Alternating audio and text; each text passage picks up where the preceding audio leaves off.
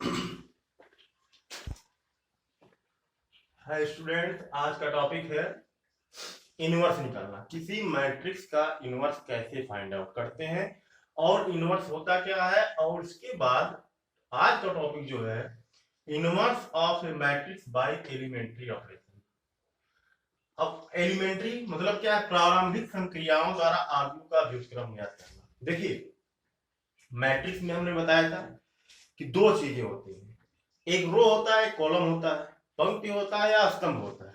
तो ये operation depend करेगा, वो दो तरह से आप क्वेश्चन को सॉल्व कर सकते हैं, या तो रो लें और या तो कॉलम लें।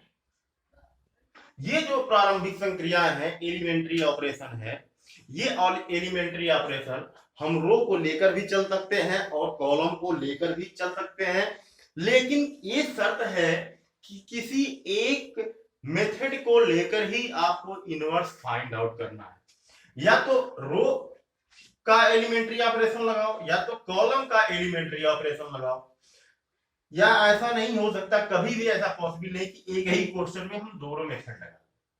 अगर रो के एलिमेंट्री ऑपरेशन में किसी क्वेश्चन से सॉल्व करते हैं, आंसर जो आएगा कॉलम से करेंगे तब भी आंसर सेम होगा, बस करने का क्या है, इसका मेथड दो। अब प्रश्न उठता है कि अब आपको मालूम हो गया कि प्रारंभिक संक्रिया यानी कि एलिमेंट्री ऑपरेशन दो तरह से निकाल सकते हैं, पंक्ति संक्रिया या स्तंभ संक्रिया, रो एलिमेंट्री ऑपरेशन या कॉलम एलिमेंट्री ऑपरेशन। अब हम कैसे करते हैं? कोई भी आव्यूह है, अगर हम सबसे पहले यहां पर a बराबर आई ए के फॉर्म में हमको क्या करते हैं, लिखते हैं। अब आपके पास i क्या है? Identity matrix. Identity matrix 2 into 2 का पहली बात तो ये है कि इकाई या तत्समक आव्यूह एक वर्ग आव्यूह भी होता है, वो 2 इंटू 2 का भी हो सकता है और 3 इंटू 3 का हो सकता है। तो जब आई की बात करेंगे तो ये आव्यूह जैसे होगा 1 0 0 1, ये आइडेंटिटी मैट्रिक्स कितने का हो गया? 2 इंटू 2 का हुआ, या ये हो जाएगा 1 0 0 0 0 सॉरी 0 1 0 एंड 0 0 1। ये 3 इंटू 3 का क्या है, आपके पास आइडेंटिटी मैट्रिक्स हो गया। अब सबसे पहले एलिमेंट्री ऑपरेशन लगाने के लिए सबसे पहला पॉइंट ये है कि दिए गए मैट्रिक्स को A इज इक्वल टू आई ए के फॉर्म में हम क्या करते हैं, राइट करते हैं। अब दूसरा मेथड ये है कि सबसे पहले जो एलिमेंट्री ऑपरेशन बताएंगे वो किस वर्ग आव्यूह का बताएंगे? 2 इंटू 2 का ही हम बताएंगे। अब ये प्रश्न उठता है कि 2 इंटू 2 का हम जब बनाएंगे इसको, तो इसमें क्या प्रॉपर्टी लगेगी? तो सपोज दैट एक क्वेश्चन लेते हैं। क्वेश्चन आपके पास ये प्रोसेस आप समझिए, किसी भी मैट्रिक्स को हम a बराबर आई ए के फॉर्म में ही लिखेंगे। अब क्वेश्चन हम लिखते हैं ये, पहले 2 इंटू 2 मैट्रिक्स का हम इनवर्स आव्यूह निकालने के लिए हम आप लोग को बताने जा रहे हैं। सबसे पहले एक क्वेश्चन हम चुनाव करते हैं। हमने क्वेश्चन ले लिया,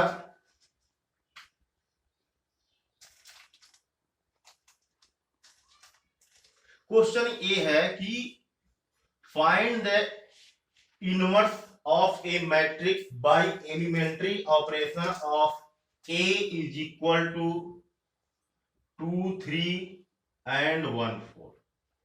इसी का हमको एलिमेंट्री ऑपरेशन से a इनवर्स ज्ञात करना है, यानी कि व्युत्क्रम ज्ञात करना है। तो सबसे पहले हमने बताया क्या कि दिए गए मैट्रिक्स को a इक्वल टू आई ए के फॉर्म में लिखते हैं।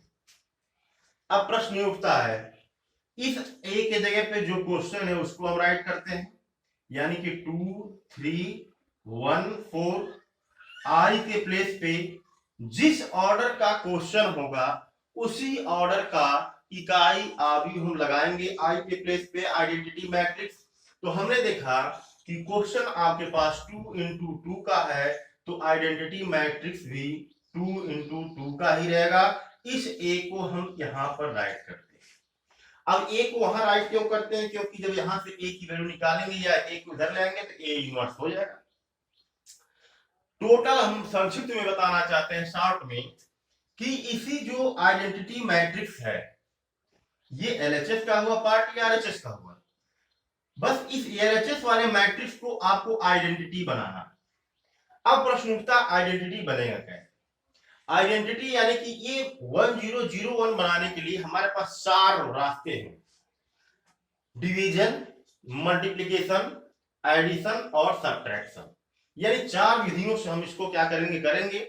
और दूसरी चीज है कि मैंने बताया है कि एलिमेंट्री ऑपरेशन को 2 तरह से अप्लाई किया जा सकता है। एक क्या है, रो एलिमेंट्री ऑपरेशन, दूसरा कॉलम एलिमेंट्री ऑपरेशन।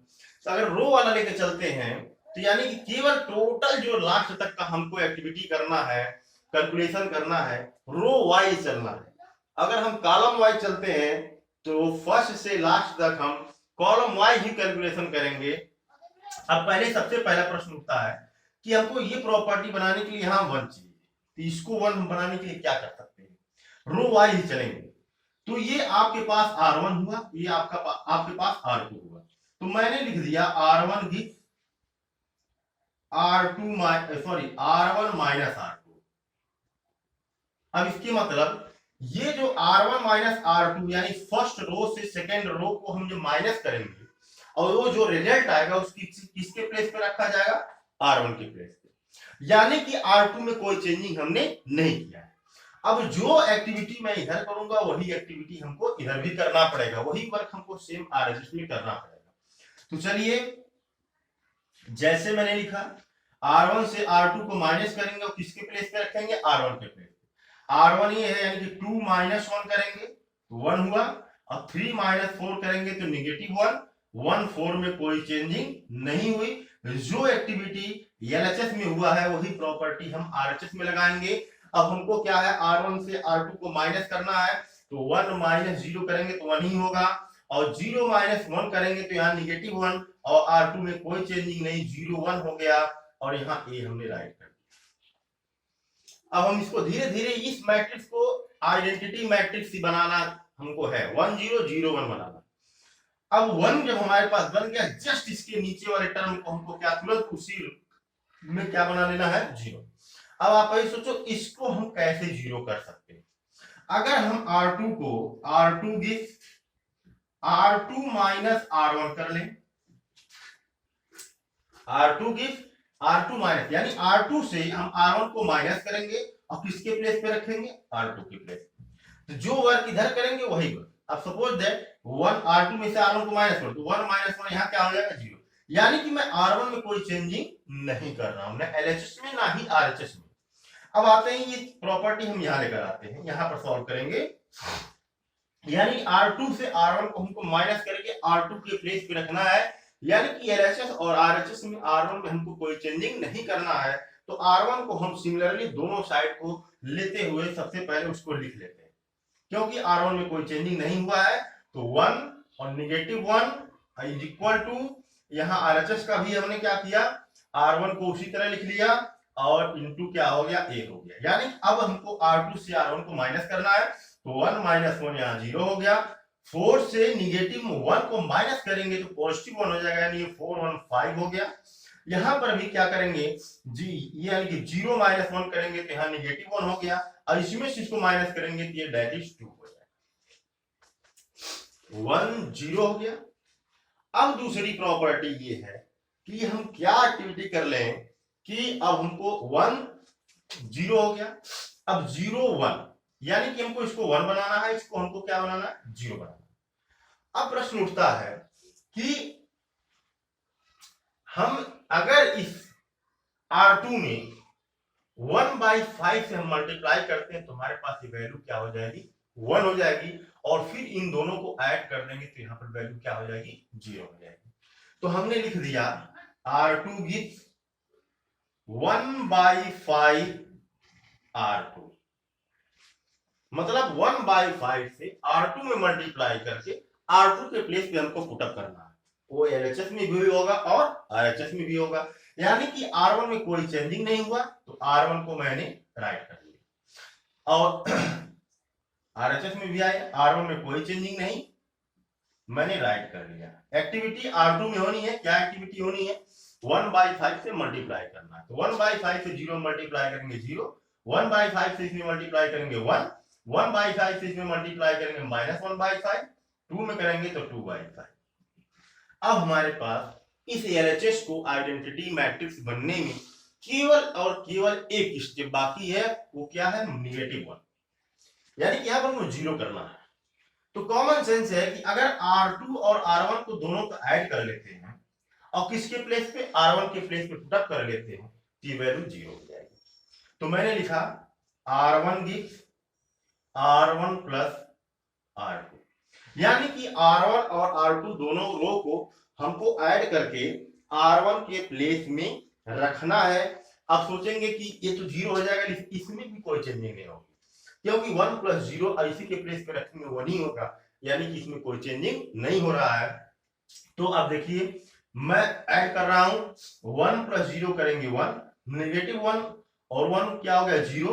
R2 में कोई चेंजिंग हमने लिखा ही नहीं है, यहां पर भी इन दोनों को ऐड करेंगे 1 -1/5, तो 5 1 जा 5 -1 दैट इज 4 अपॉन कितना हो गया 5। इन दोनों को ऐड करेंगे तो 5 1 जा 5 -5 प्लस 2 यानी कि -3/5, और R2 में कोई चेंजिंग नहीं, यानी कि 2/5 इंटू क्या हो गया, आइडेंटिटी मैट्रिक्स की वैल्यू क्या होती, 1 ही होती। अब सपोज है, अब हमको हमारा A इनवर्स निकल गया। जब इधर आइडेंटिटी मैट्रिक्स बनेगा हमारा जस्ट तुरंत आरएचएस में A इनवर्स होगा, A की जगह में अगर A को इधर लाते हैं तो यही A इनवर्स की वैल्यू होगी, यानी कि 4/5 -3/5 -1/5 और 2/5, यही रो एलिमेंट्री ऑपरेशन द्वारा 2 into 2 मैट्रिक्स का हमने क्या किया, इनवर्स फाइंड आउट किया, यानी कि पंक्ति संक्रिया द्वारा हमने क्या किया, 2 into 2 वर्ग आव्यूह का A इनवर्स फाइंड आउट किया। अब एक क्वेश्चन आपको हम स्तंभ आव्यूह को लेकर दिखाएंगे, कॉलम मैट्रिक्स को लेकर दिखाएंगे, उसके बाद जब 2 into 2 का हम एक क्वेश्चन और अभी देंगे, क्योंकि ये बहुत इंपॉर्टेंट है। अभी रो मैट्रिक्स के क्वेश्चन में और बताऊंगा आपको। फिलहाल ये वीडियो देखकर आप लोग ट्राई करिए कुछ क्वेश्चन सॉल्व करने की, नहीं सॉल्व होगा कि मैं अगले वीडियो में फिर आपको एक क्वेश्चन 2 into 2 का रो मैट्रिक्स सही करके दिखाऊंगा, फिर 2 क्वेश्चन आपको 2 into 2 का कॉलम मैट्रिक्स के करके दिखाऊंगा, उसके बाद मैं 3 into 3 कराऊंगा। ठीक है।